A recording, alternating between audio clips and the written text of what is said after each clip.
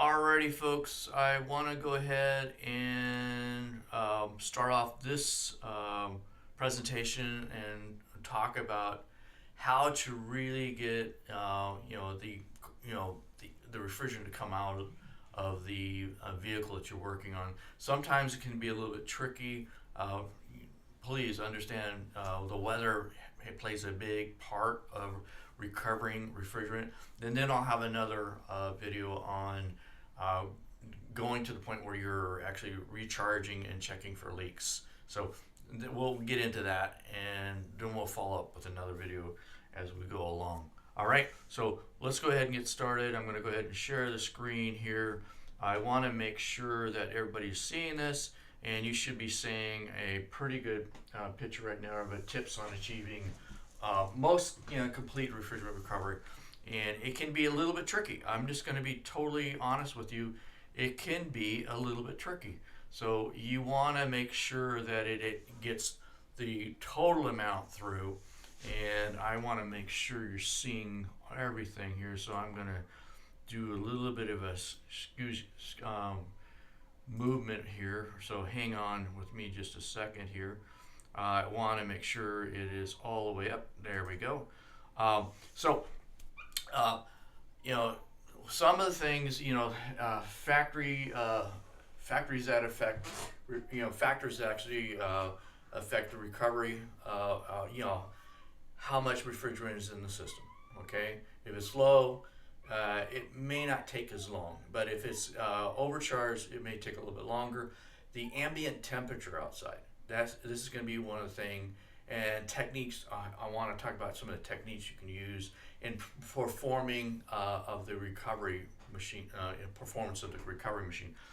And believe me, some machines work better than other machines, and it's because of the way they're built. Let's put it that way. And also a big part of it too is when you go into where you're going to go and evacuate, really relies a lot on that vacuum pump. And the vacuum pump in the recovery and the and also the evacuation part really rely on that vacuum pump to make it work too. So systems equipped with the accumulators may require additional time. Precautions. I'll give you a little more about the different how to tell if it's an accumulator versus a receiver dryer, but it is true. A lot of times it takes a little bit more time. So there's some little tricks that you might want to employ, and some extra little tools that you might want to employ also to help you out with that. So basically, a lot of times what I do is I take a little heat gun. Some people just take the hair dryer and do it like that, but you got to be careful on this. You can actually get it too hot, and depending on how much your heat gun is, it can actually cause problems also. So you just want to kind of get it warmed up. So cold day outside, that accumulator is probably going to be looking like a something frosting all over it. And what happens is in the accumulator, it will start outgassing the refrigerant.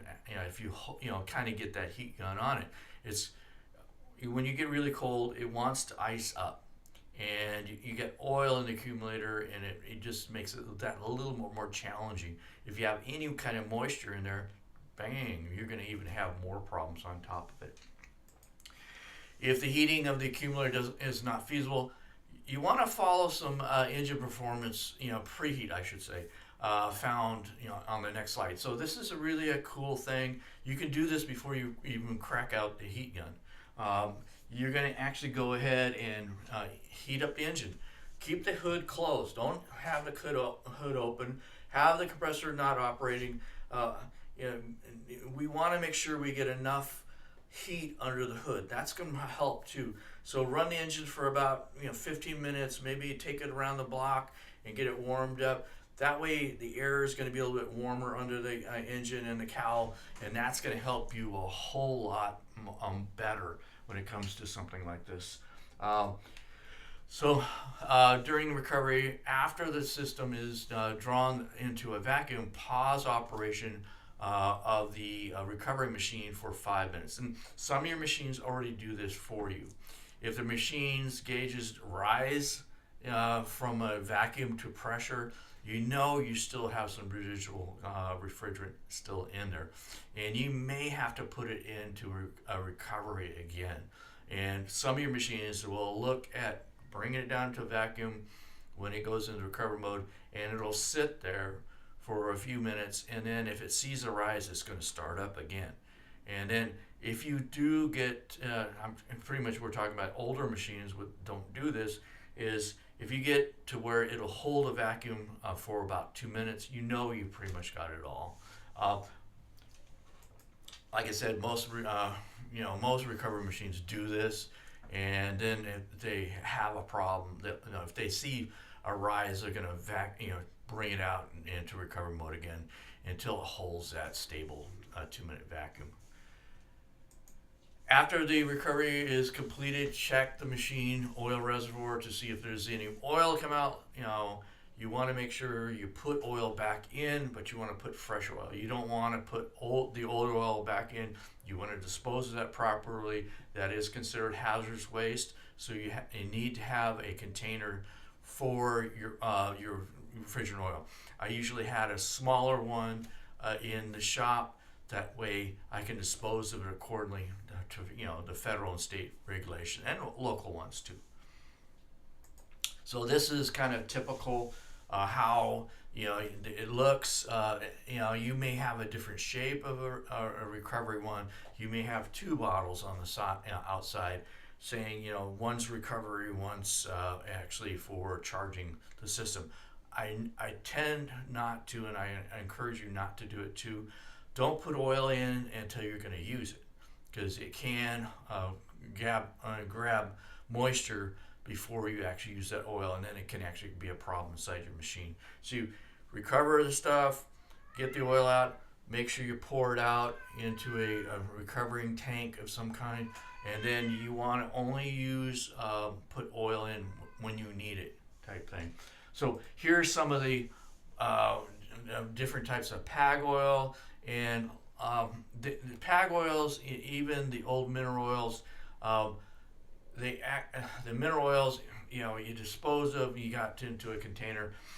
Your PAG oils have a certain viscosity to them. You're going to have like PAG 100, PAG 50, PAG 130. They're going to be different viscosity. This is what that compressor needs to have in it. And you're going to fill up the machine with the PAG oil. Now remember, the system actually has let's put it this way. Some of the heavier equipment actually has an actual crankcase, you might say, in them. But the systems that we're using in the automotive, they really don't have much of a crankcase to them, so that refrigerant is moving the oil across. So the refrigerant is actually cycling through that whole cycle, that whole system. That's why you need to have enough. You get too much in it, then you can actually cause problems too. So you want to be pretty doggone precise when you actually add refrigerant oil in. If you're doing, and this is old time, but it's a very good thing. If you're replacing components, you want to have enough for that component. So like I'm changing a compressor, I need to find out how much do I add for that compressor. I'm changing a receiver dart, how much do I need for that receiver dart? If I'm changing an accumulator, how much do I need for that? Okay. If I'm changing an evaporator, there is a certain amount that is residual in there, and I want to have enough for that. If I'm changing the actual condenser, there again, you see where I'm going? You need to have enough for that specific component. So that's really important. So 134 and R123YF, if it's belt driven, there's different systems use PAG oil. Some like the R744 and the 528 use a new blend refrigerants. May each require different types of lubricants. So you want to make sure when you're looking at the specification, what kind of lubricant do I need in this particular system. You don't want to just throw PAG in it and find out it's the wrong stuff. It may or may not. It's really up to the manufacturer and that compressor that you have to put on there. So too much air in the refrigerant can cause operating pressures to be too high, and this can cause poor AC system performance with outlet temperatures higher than what you would like them to see them at. Now, this is important too, because we know the offset of the implications and the problems with having air with 134A. You want to make sure that it purges all the air out.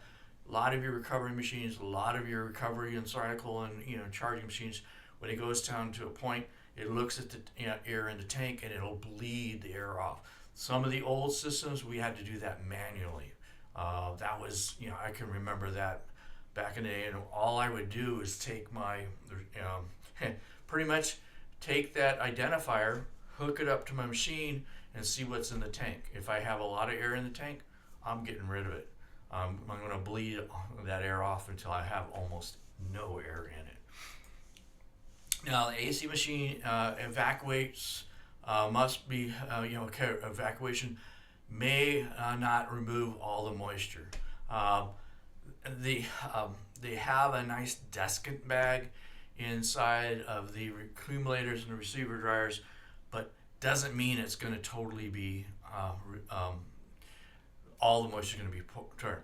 The desiccant bag, man, those actually have a lot of moisture capabilities, but there again, it may not have pulled all of it out. If you've had the system open for quite a bit of time, where you didn't plug it off, cap it off, maybe the compressor's been damaged, the receiver dryer and your accumulators are probably going to be saturated. And it's a good practice that I've used for quite a few years. If I'm changing a fairly large component like a compressor or accumulator or a condenser, I'm pretty much going to replace that that accumulator or that receiver dryer, just for safety type thing. And they're always sealed from factory, so you want to be very quick. You want to be ready, and we'll talk more about components replacements as we go along. So I hope this is beneficial, and this is just a quick little thing on recovering. There's more to it. I'll be covering more of it. This is kind of an introduction of the process of recovering, and then I'm going to start getting into charging it up, and then we're going to go down into little details as we go along. We're going to have some more videos on the machines and how they operate, and we'll be doing some labs in class to kind of cover a little bit more on that too. All right.